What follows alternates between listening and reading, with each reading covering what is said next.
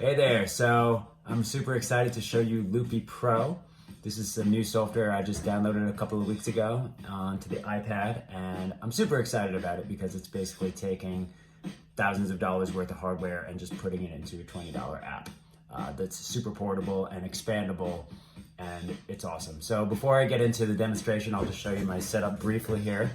This is my iPad. It is hooked up using a USB camera converter. So it's a Lightning to USB 3.0 camera converter. And then that is hooked up to this USB hub by Sabrent, I guess is the name of the company.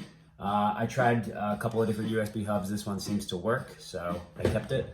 And then that is hooked up to my MIDI controller here, which is my Yamaha weighted piano, and as well as my audio interface, which is, I'll just show you here, is the Bose T4 Tone Match, but you can use any audio interface virtually. Any, I don't know, I shouldn't say any, but this one seems to work. And then the third thing it's hooked up to is, here, I'll tilt the camera down here, this puppy, which I also purchased, which was this $200 Keith McMillen MIDI foot controller with like 12 separate foot functions. All right, so here we are zoomed in. So you see we have these 5 different colors here. That corresponds to 5 different loops, but you're not limited to 5. You can basically have, I don't even know, infinite. You can have as many as you need. So this first orange color is just something that I imported from Logic Pro. It's just like a simple drum loop, just like a little like 1-bar thing that repeats. This blue one, if you double tap it, it'll start up. This is the bass. Now hopefully you can hear that. It's coming out of like my little portable street amp behind me. But basically, no pun intended, the way I created this was I just looped my guitar, my acoustic guitar, and then pitch shifted it down 24 semitones. So this is actually 2 octaves below what I actually played.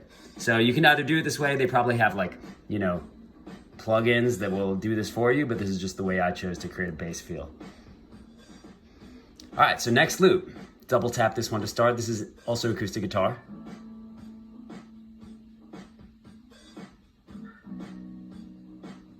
And so is this one. I don't know why I keep stopping, but okay, so here's all the 4 loops going at the same time. And here below we have the mixer. So just to show you what I did on the yellow loop was I applied, whoops, I just turned it off by mistake, but I just applied this high pass filter here. Let me turn it back on. It actually started as a high pass filter, but I kind of like adjusted it to like more of a medium pass filter. But anyway, it kind of created this like nice little like funky effect, so I kept it. Software's got full MIDI functionality, so right now I have my keyboard hooked up to the MIDI input here, which then is sent to Numa Player, which is over here. Just show you Numa Player real quick, just some free software I downloaded.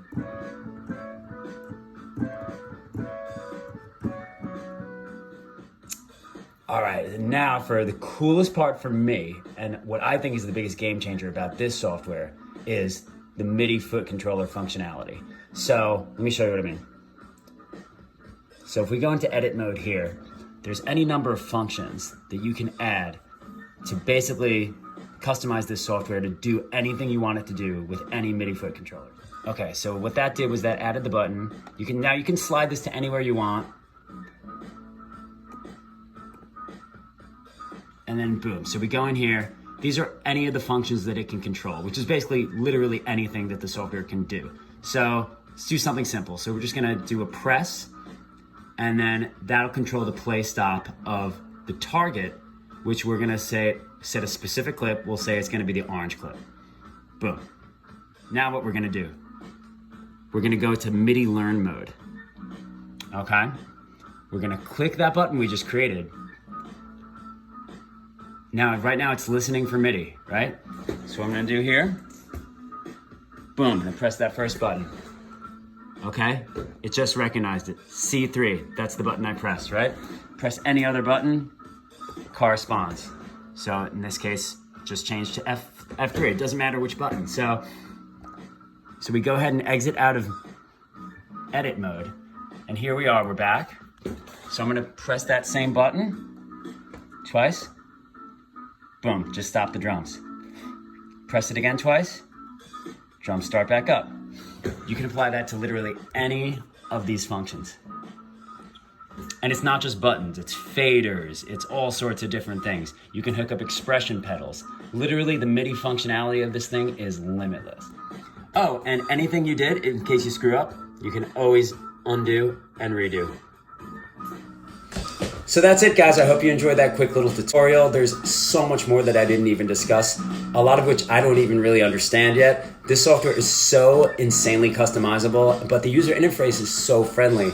So I'm just really excited to explore it more. There's tons more features I didn't even really discuss, like sound effects and different customizations. But I really think this app's gonna be a game changer, and I hope it continues to grow and expand along with us, the musicians who are using it. So thank you so much, and hope you enjoyed.